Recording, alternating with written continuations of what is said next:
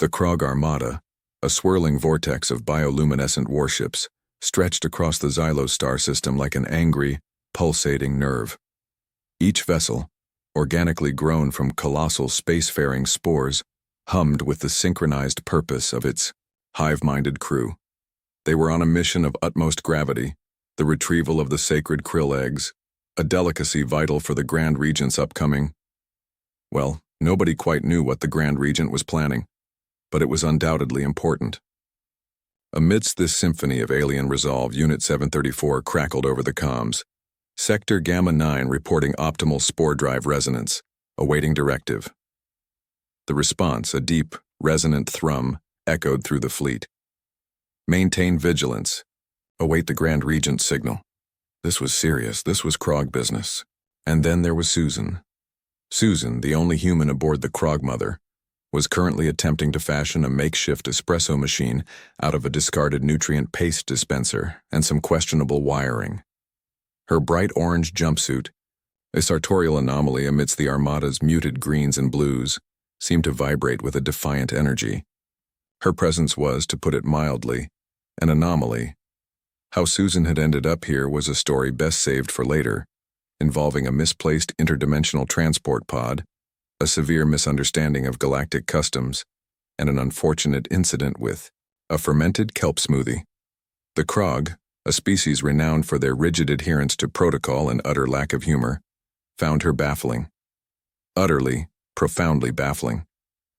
Susan, on the other hand, found them, well, predictable.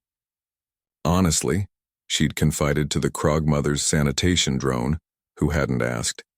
You could set your chronometer by these guys. Spore rotation at 0800, nutrient paste injection at 1200, existential dread at 1700. Sharp. It's almost comforting. Her official role, according to the Krogg High Command, was xenocultural observer and anomaly containment specialist.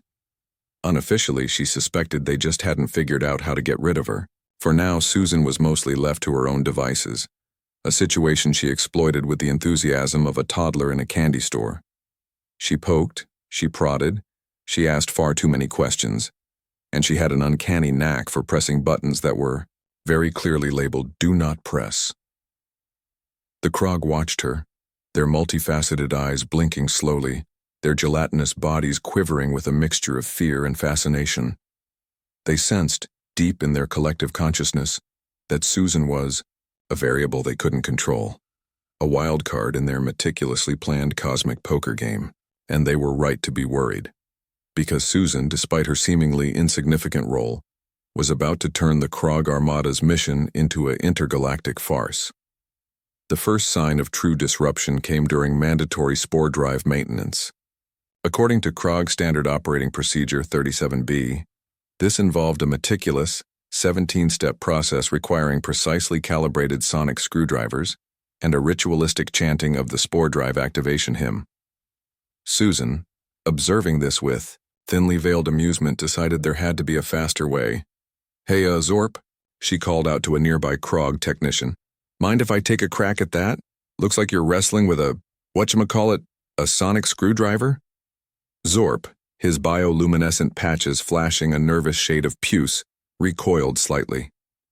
Human Susan, Krogg Directive 37B is sacrosanct. It cannot be cracked at. Susan naturally ignored him.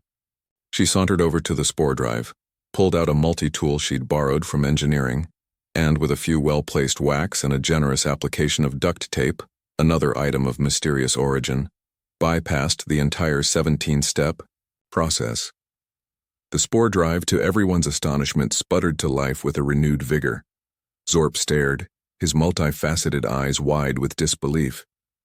But the hymn, the calibrated sonic vibrations, the 17 steps. Susan shrugged. Look, pal, sometimes you just gotta hit it with a hammer. Works every time back on Earth. This, of course, violated approximately every Kroggian principle of engineering and theology. The incident with the nutrient paste replicator was even more egregious. The Krogg, subsisting on a diet of precisely synthesized algae and protein, sludge regarded food as a purely functional necessity. Taste was irrelevant. Efficiency was paramount. Susan, however, found the nutrient paste lacking. "This stuff tastes like sadness mixed with disappointment," she declared one day, much to the horror of the Krogg mess hall attendants. Undeterred, she proceeded to improve the replicator by rerouting its energy flow and inputting a series of unconventional ingredients. The result was a culinary catastrophe that temporarily disabled the ship's life support systems. The Krogg, choking on an unexpected cloud of synthetic marshmallow fumes, were not amused. But Susan, amidst the chaos, managed to produce a batch of surprisingly palatable space s'mores. "See," she proclaimed, offering one to a bewildered Krogg officer, "a little sugar and charred goo can solve any problem." The officer tentatively nibbled on the s'more, his expression unreadable. Then there was the matter of the Grand Regent's personal communication device. A device of immense power and prestige, it was used solely for direct communication with the Grand Regent himself. Its activation sequence involved a complex series of biometric scans, vocal confirmations, and ritualistic proboscis twitches. Susan, needing to order a pizza, don't ask, decided that all this was a bit excessive. She bypassed the security measures using a paperclip, a rubber band, and a healthy dose of audacity, managing to reconfigure the device to dial up. Well, nobody knew what she dialed up, but it certainly wasn't the Grand Regent. Instead, the device emitted a series of jaunty polka tunes that echoed through the Krogmother's bridge, causing several senior officers to spontaneously develop severe cases of the hiccups. The captain, a Krogg of particularly rigid disposition, finally confronted Susan. "Human Susan," he boomed, his voice modulator trembling with barely suppressed agitation. "Your improvisations are disrupting the operational integrity of this vessel. You are jeopardizing the Sacred Krill Egg retrieval mission." Susan, mid-juggling 3 nutrient paste packets, paused and grinned. "Relax, Captain, I'm just trying to liven things up a bit. Besides," she added with a wink, "a little chaos never hurt anyone, probably." The captain, however, looked far from convinced. In fact, he looked like he was about to sprout an extra set of eyes out of sheer frustration. He sensed that Susan was not merely eccentric, she was actively, deliberately, undermining the very foundations of Kroggan society, and he had a sinking feeling that things were about to get a whole lot worse. The Krogg, as a species, were not accustomed to anomalies. Their lives were governed by algorithms, their decisions dictated by centuries of tradition, and their understanding of the universe neatly packaged into flowcharts. Susan, with her unpredictable behavior and blatant disregard for protocol, was a walking, talking, duct tape-wielding anomaly. The captain, after the polka incident, ordered round-the-clock surveillance. Cameras were discreetly, or so the Krogg thought, installed in Susan's quarters. Her movements tracked, her conversations analyzed. Every action, every word, was scrutinized for signs of what exactly they weren't sure. But they knew something was amiss. The surveillance revealed a disturbing pattern. Susan spent a significant amount of time tinkering with alien technology, often without authorization. She was observed disassembling and reassembling devices, bypassing security protocols with alarming ease, and generally treating highly sensitive equipment with the casual indifference one might reserve for a toaster oven. The Krogg's logical mind struggled to categorize this behavior. Was she a spy, a saboteur, a rogue scientist? Their databases offered no precedents for a human who seemed determined to dismantle their entire civilization one paperclip at a time. The captain convened a council of senior officers, their bioluminescent patches flashing with concern. "Her improvements," the science officer droned, "are statistically improbable. The likelihood of a non-Krogg being able to enhance our technology through percussive maintenance is infinitesimally small." The security officer chimed in, his voice modulator crackling with static. "Her access to restricted areas is concerning. She seems to possess an uncanny ability to circumvent our security measures." The captain stroked his chin, his multifaceted eyes narrowed in thought. "Her motives remain opaque. We must determine the purpose of her actions. Is She deliberately sabotaging our mission? Or is she merely insane? The council pondered this question in silence, the weight of the Sacred Krill Egg retrieval mission heavy on their collective consciousness. They couldn't afford any distractions, especially not one that smelled faintly of synthetic marshmallows and defiance.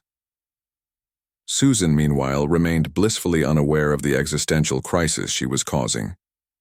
In her mind, the Krogg's technology, while impressive in its complexity, suffered from a distinct lack of pizzazz and a shocking deficiency of duct tape. Her first target was the fleet's primary communications array. The Krogg used it to transmit complex harmonic sequences across vast interstellar distances, a process that took days and involved enough calculations to make a supercomputer weep. Susan, after observing the process for approximately 5 minutes, decided there had to be a better way. She bypassed the security protocols with a paperclip. When she was finished, Susan stepped back, wiped her brow, and pressed the activation button. The Krill Annihilator hummed to life, its energy coils glowing with anticipation. But instead of unleashing a planet-vaporizing blast, it emitted a single, perfectly formed bubble. A giant, iridescent, shimmering bubble that floated serenely across the control room. The Krogg officers stared in stunned silence as the bubble drifted lazily towards them, reflecting the harsh fluorescent lights of the control room in a rainbow sheen. The captain's mandibles twitched uncontrollably. The science officer fainted. The security officer just started sobbing quietly. Susan, unfazed by the sheer magnitude of the chaos she had unleashed, clapped her hands together in satisfaction. "Ta-da!" she exclaimed, beaming at the bewildered aliens. "Bubble bath." The Krogg, it turned out, had misunderstood the true purpose of the Krill Annihilator. They believed it to be a weapon of unimaginable destructive power, capable of obliterating entire civilizations. In reality, it was a sophisticated bubble-blowing device designed for one purpose: relaxation. Millennia ago, the Krogg had been a race of carefree, bubble-loving hedonists. They spent their days lounging in giant vats of soapy water, blowing bubbles of all shapes and sizes. But as they evolved, or rather devolved, into a militaristic, hyper-logical society, they forgot their bubbly past. The Annihilator, a relic of their frivolous youth, was locked away in a vault, its true purpose lost to time. The Krogg, in their infinite wisdom, assumed it was a weapon, a symbol of their might. They had even built their entire military doctrine around its supposed destructive capabilities. Susan, with her refreshingly simple human mind, had seen through the Krogg's self-deception. She recognized the Annihilator for what it truly was: a giant over-engineered bubble-blowing machine. And she, in her infinite wisdom, decided to give the Krogg a bubble bath. The revelation sent shockwaves through the Kroggish fleet. The captain, after regaining consciousness, ordered an immediate investigation. Teams of scientists and historians were dispatched to uncover the truth about the Annihilator. They scoured ancient texts, analyzed forgotten artifacts, and interviewed the few remaining Krogg elders who still remembered the days of bubbles and laughter. The truth, as it often does, was far more absurd than fiction. The Krill Annihilator was indeed a bubble-blowing machine. Its complex harmonic energy coils were designed to create the perfect bubble solution. Its targeting system was actually a sophisticated bubble-aiming mechanism, and its planet-vaporizing blast was nothing more than a giant, soapy burp. The Krogg were faced with a stark choice: cling to their militaristic delusions or embrace their bubbly past. The decision was not easy. Centuries of rigid protocol and unwavering seriousness were difficult to overcome, but the lure of the bubbles was too strong to resist. One by one, Krogg officers began to experiment with the Annihilator. They blew bubbles of all shapes and sizes, filling the fleet with iridescent spheres of soapy delight. They laughed, they played, they rediscovered the joy of simple pleasures. The fleet's mission, of course, was completely forgotten. The Krill, their sworn enemies, were left scratching their heads as the Kroggish fleet floated aimlessly through space, blowing bubbles and giggling like children. The galaxy, for the first time in centuries, was at peace. All thanks to a human, a bubble bath, and a healthy dose of absurdity. Chaos erupted. Krogg soldiers, their rigid formations dissolving, stared in bewildered horror as iridescent bubbles filled the bridge. The captain sputtered, his mandibles twitching uncontrollably as a giant, shimmering orb gently bounced off his armored head. The science officer, revived but still shaken, began frantically recalculating the fleet's trajectory, muttering about soapy anomalies and existential threats. The absurdity of the situation hung thick in the recycled air of the Krogg ship. Generations of military conditioning clashed violently with the simple, undeniable reality of bubbles. This weapon, this symbol of Kroggish might, was nothing more than a child's toy, a relic of a forgotten, frivolous past. Slowly, hesitantly, a few Krogg began to tentatively reach out and pop the floating spheres. A quiet popping sound echoed through the bridge, followed by a nervous giggle from a low-ranking ensign. The giggle spread like a contagious disease, soon erupting into full-blown, uninhibited laughter. Susan watched the transformation with amusement, leaning casually against the console. "See," she said with a shrug, "everyone likes bubbles." Her casual observation seemed to cut through the tension, offering a moment of clarity amidst the chaos. Whether she had saved the mission or completely derailed it was, at this point, irrelevant. The Krogg were no longer a fearsome militaristic force. They were just a bunch of overgrown, bubble-obsessed space frogs. And that, Susan thought with a smirk, was a definite improvement. In the aftermath, the Krogg abandoned their mission, declaring it tactically unsound to wage war while experiencing unexplained buoyant phenomena. The fleet turned back, the shame-faced captain ordering a complete review of all cultural artifacts to ensure no further surprises. Back on Earth, Susan received a medal for unconventional diplomacy and a stern talking to about proper use of alien technology. She mostly tuned out the lecture, already thinking about what other dusty corners of the galaxy might hold overlooked treasures. The Krogg, meanwhile, began a period of unprecedented cultural upheaval. Bubble blowing became a national pastime. Ancient war hymns were replaced with jaunty melodies about iridescent spheres, and the military budget was diverted to the production of industrial-strength bubble solution.